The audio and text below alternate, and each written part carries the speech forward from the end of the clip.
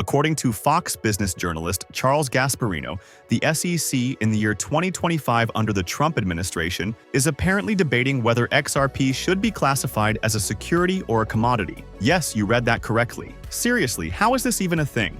Let me just say up front, I'm highly skeptical. In fact, I'd go as far as to call it borderline absurd. Tired of fake gurus who claim to be expert traders but never trade live? I trade live on the second largest crypto exchange, where everything is transparent and results can't be faked. For over 440 days, I've consistently closed every month in profit. In the last 90 days alone, my followers have seen over 70% profit with only 4% drawdown. Verified results, not empty claims. Want to see my verified stats? Click the first link in my profile and start copying my trades for free today. But hang tight, because as we dive into the reasoning behind this claim, you'll see exactly why I find it impossible to believe. It really makes me wonder, who the heck are Gasparino's sources? Because, let me tell you, whoever they are, or whoever they think they are, seem to have no clue what they're talking about. And yeah, I'm no lawyer, though I do play one on YouTube, but it sure feels like I've got a better grasp of this stuff than some of these so-called insiders. Can you even imagine the SEC entertaining this today?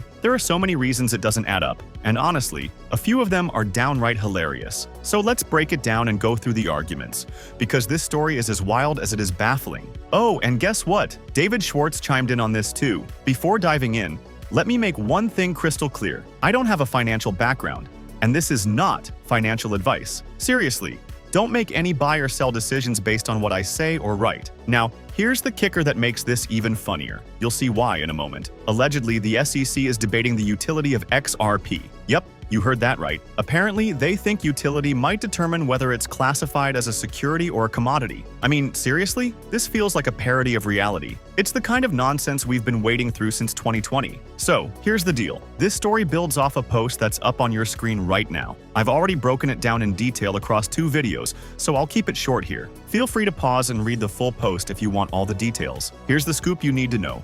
Fox Business journalist Eleanor Tarrant dropped a bombshell, reporting, based on 2 credible sources, that the SEC Ripple case might finally be nearing its end. She also highlighted some complex factors causing delays. Intriguing, right? Now enter Charles Gasparino, who built on Eleanor's report with a fresh angle. Here's what he shared. A key debate within the SEC is whether XRP functions more like a commodity, given its utility and trading activity, rather than a security. Interesting, but hold up. That's not how the Howey test works. For clarity, let's revisit the actual Howey test. I pulled up the criteria straight from Investopedia, but you can find it anywhere online. Spoiler, the SEC's argument might be missing the mark. You'll see this pattern repeat itself over and over again. It's always the same 4 factors. If these 4 are met, then what you're looking at is a securities transaction. But here's the catch. It has to be all 4. Not 1, not 2, all 4. So, what are they? Let's break it down. First, there must be an investment of money. Sounds straightforward, right? But hold on, that's just the start. Second, there must be an expectation of profits. Now we're getting somewhere. Third, there must be a common enterprise. Everyone's in it together. And finally, the outcome must depend on the efforts of others, plain and simple. Here's where things sometimes get tricky. You might hear people say there are only 3 prongs to the Howey test. That's because they often combine the last 2 since they're so closely related. But we're not here to debate why. They're all crucial. These 4 criteria are the foundation of the test, and that's the bottom line. Here's something you won't find in this discussion: the utility of a cryptocurrency. Why? Because that argument just doesn't hold water. It's completely off base. Let me break it down for you. Anything can be tied to a securities transaction. Don't believe me? John Deaton's pointed out countless examples over the years, so here's a quick refresher. Did you know whiskey has been involved in illegal securities dealings? Yep, whiskey. But does that make whiskey a security? Of course not. Talking about the utility of whiskey in this context is absurd, though let's be real. The utility of whiskey is undeniably high. Huge fan over here. Still, that doesn't mean we should go down some wild rabbit hole about its role in securities law. And guess what else has been roped into securities transactions? Chinchillas. Yes, actual animals. It's a thing. So, let's stop twisting ourselves into knots over cryptocurrency utility, because it's just as nonsensical as debating the utility of whiskey or chinchillas. Are we seriously about to debate the usefulness of chinchillas? Let's be real, it's definitely less than whiskey. No contest. But is that what we're doing here? Because if so, we've completely lost the plot. This has nothing to do with the Howey test, which, by the way, is right there on your screen. Focus, people. Now, with Trump declaring the so-called war on crypto over, the SEC has been quietly shutting down investigations and tying up lawsuits instead of dragging them out. So why, behind closed doors, are they still obsessing over XRP? Is it a security? A commodity?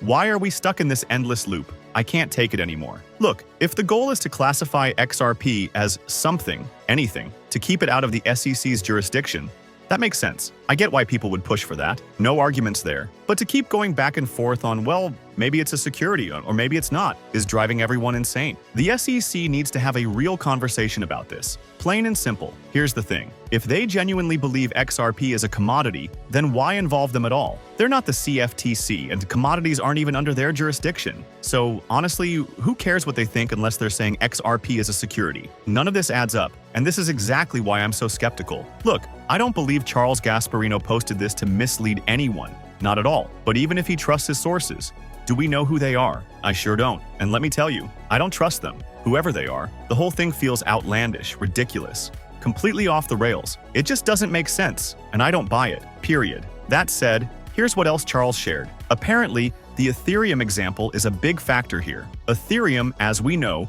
was launched through an ICO, and that seems to be a key part of the discussion. When Ethereum launched, its initial issuance wasn't so different from XRP's. Both were used to fund the development of platforms. Yet, Ripple got sued, and Ethereum didn't. Why? Because Ethereum was later deemed a commodity. But here's the kicker. The idea that something magically morphs from a security into a commodity? That's not how it works. Back in the day, these were the kinds of murky debates swirling around before there was widespread understanding of securities law. If you're wondering about this now, trust me, I was too. Years ago, when the XRP community was still piecing things together. It wasn't until legal heavyweights like John Deaton, Attorney Hogan, Bill Morgan, Fred Rispoli, and James Murphy stepped in that things started making sense. They broke it down for us bit by bit over time. Reading this argument now, though, feels like stepping into a time machine back to 2020, when no one had a clue. But bizarrely, it's dated March 13th, 2025. Seriously? How are we even rehashing this old narrative in 2025? It's like a conversation frozen in time. Let's focus on the key takeaway. Ethereum launched as an ICO, plain and simple. And yet, here we are, still untangling the same threads. Alright, we'll give credit where it's due. Ripple didn't have an ICO for XRP. In fact, XRP existed before Ripple even came into the picture. So, let's clear that up. However, here's where things go off track. The claim that XRP was used to finance the build-out of a platform? Yeah, that's just plain wrong. Thankfully, David Schwartz stepped in to set the record straight. Here's what he pointed out. Ethereum was privately sold by its creators before any blockchain or ledger even existed. XRP? Not the same story. It was created, launched, and simply worked. No pre-sales, no waiting around for a blockchain to be built. It was functional right out of the gate. Sure, you can add features later, like voting on amendments, if you're part of the validator system. But the core? Ready to roll from day one. Now contrast that with Ethereum. It started as an idea, and tokens were sold before the Ethereum blockchain was even operational. XRP arrived fully formed. Ethereum took a little more legwork to get off the ground. This simply isn't true. These are completely different things. And even if they weren't, it still wouldn't alter the fundamental nature of the asset in question. Let's go back to the Howey test for a moment. There isn't a single entity on the planet that can magically make XRP, or anything else for that matter, permanently classified as a security. The idea is absurd. Think about it this way. When you walk into a grocery store, even though XRP sits at the center of the Howey lawsuit, it's not like you pick up an orange and suddenly it becomes a security. You don't grab a bottle of orange juice and say, "Ah, yes, this delicious citrus security will go great with breakfast." No, that's ridiculous. It's laughable. That's not how any of this works. Frankly, it drives me up the wall. And now the conversation has shifted to comparing two cryptos. The SEC sees Ethereum as a straightforward commodity, but when it comes to XRP, they're still trying to figure out if they can make that argument stick. Honestly, why is the SEC even dipping its toes into territory that should be the CFTC's call? It doesn't add up. Sure, they can try. Fine. But XRP being labeled a security? That's a stretch, to say the least. Let's take this further because, frankly, it's absurd. Remember this gem? On August 18th, 2023, headlines read, "XRP ruling needs an appeals court review." SEC says. That's right. The SEC asked for permission to appeal a federal judge's decision that XRP sales via exchanges didn't break securities law, and this came just a day after that same judge allowed them to argue their case. The SEC has officially petitioned Judge Annalisa Torres of the U.S. District Court for the Southern District of New York to certify an interlocutory appeal, essentially an appeal before the overall case is resolved, just a day after receiving permission to do so. Now, here's the kicker, and I've got the document to prove it. I even highlighted the key part for you. This is straight from the SEC.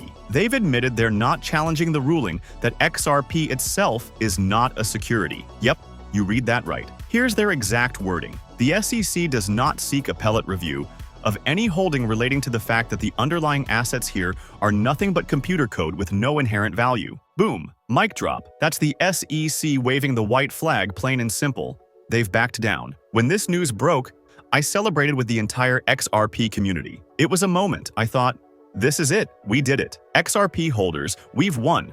All these people, these so-called experts, ranting about how, oh, XRP folks, you're not in the clear yet because the SEC is going to come back with an appeal. Let's get this straight. Yes, there's an appeal, but it's strictly about Ripple's specific XRP transactions. It doesn't change the bigger picture. It's noise, irrelevant noise. Seriously, why are we still talking about this in 2025? It's absurd. Why is the SEC still hung up on whether XRP is a commodity or not? It's like watching a broken record spin endlessly. It just doesn't add up. And let's be real, they're backing down on everything else. How does it make sense for this to be their hill to die on? Especially when we know the insider whispers. It's baffling, right? I'm not alone here, am I? Everyone listening, you're with me on this, right? Makes no sense.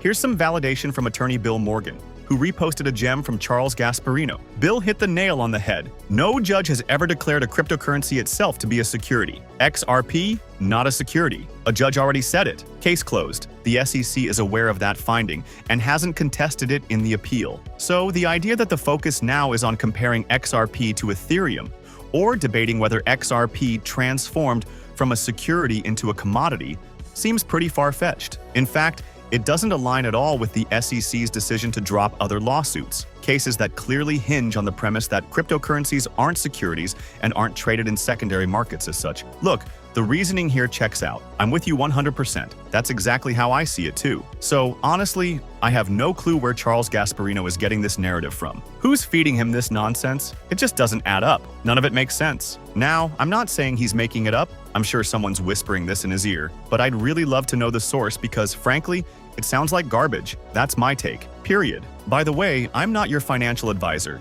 Don't go buying or selling anything just because of something I say or write. Seriously, that would be a terrible idea. Don't do it.